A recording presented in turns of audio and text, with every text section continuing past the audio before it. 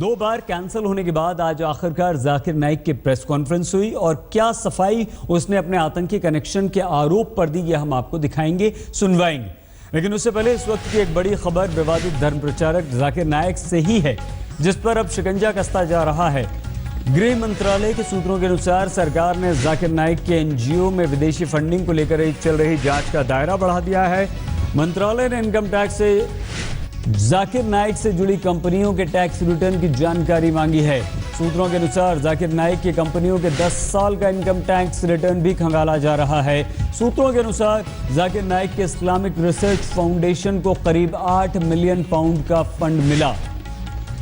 आइए हम आपको सीधे जितेंद्र बहादुर सिंह, हमारे संवाददाता के पास लिए चलते हैं इस खबर पर और जानकारी के साथ। जितेंद्र मौजूद हैं।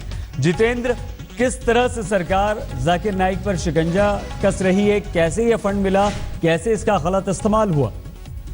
देखिए, जो गृह मंत्रालय के सूत्रों के हवाले से जानकारी मिल रही है उसके मुताबिक इनके एनजीओ की जांच एफसीआरए के एक्ट के तहत किया जा रहा है, जिसमें क्या किसी कानून का उल्लंघन हुआ है, इन तमाम चीजों को देखते हुए सूत्र बताते हैं कि जाकिर नाइक से जुड़ी हुई जो कंपनियां हैं, क्या उसमें किसी तरीके से जो विदेशी फंड आया है, जिसके बारे में जानकारी ये है कि यूके और सऊदी अरब से पैसा पहुंचा है। तो इन तमाम चीजों को देखते हुए एक जांच का दायरा बढ़ाया जा रहा है और 10 सालों का इनकम टैक्स जो रिटर्न उन्होंने भरा है, क्या उसमें कहीं कोई मिस्टेक हुई है, किस तरीके की गलती हुई है, उन तमाम चीजों को देखा जा रहा है और खंगाला जा रहा है।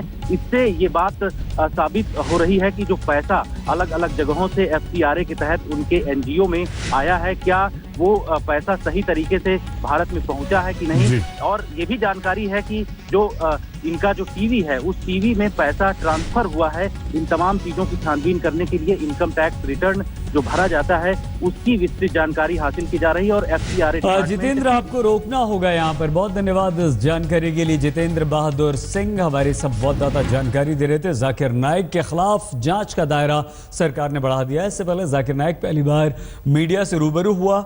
जाकिर नाइक ने सऊदी अरब के मदीना में बैठे बैठे मुंबई में प्रेस कॉन्फ्रेंस की। स्काइप के जरिए इस प्रेस कॉन्फ्रेंस करके उसने मुस्लिम कार्ड खेला। आज तक के सवाल कि अगर जाकिर का भाषण भड़काऊ नहीं है तो पीस टीवी पर बैन क्यों लगाया गया, इस पर जाकिर ने कहा कि मुस्लिम होने की वजह से सरकार ने पीस टीवी पर पाबंदी लगाई। Why do you think that if you think that you are not your lectures are not supporting terrorism, your lectures are not supporting violence, then why is it that the Indian government has banned your Peace TV in India?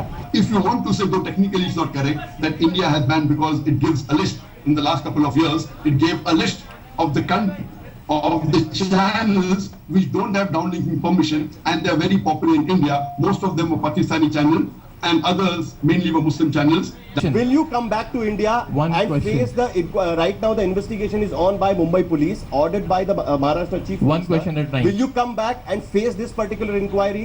If there is any investigation by any official government authority, so far there is no official government authority that has approached me in the last more than 8-9 days. None. Neither my office, neither me. It is the media. More than 100 channels from throughout the world. More than 100 newspapers from different parts of the world have approached them. Not a single Indian official government authority has approached them. If any official government investigating authority has any query, if they want to ask me any question, I am most welcome. I will answer them. Zakir Naik ने suicide attack पर भी विरोधाभासी बातें कही हैं। एक तरफ तो जाकिर नाइक ने कहा कि इस्लाम में सुसाइड अटैक हराम है, तो दूसरी तरफ ये दलील भी दी कि युद्ध में आत्मघाती हमला जायज है। If it is used as a tactic of war, and it was used in the past, I know when I spoke to some journalists, they said, "Come on, Zakir, where has it been used? Your knowledge of history may be a bit weak." If you know, in World War II, Japan used it as a tactic of war. There were kamikaze pilots. What you have to realize that these scholars say that if it is used as a tactic of war, in which the Amir, the head, the leader of the army, of the country, gives permission that if this is beneficial for the army of that country to win over the enemy as a tactic of war. If someone does it, in these cases, it may be permitted. Otherwise, in all cases where innocent people are killed, like a person takes a bomb, goes in a marketplace, goes in a bus, goes in a train, all these are 100%, they are condemned, and all scholars throughout the world, they condemn that suicide bombing or suicide attack where innocent people are killed. It is 100% wrong. It is the second major sin in Islam after associating partners with God.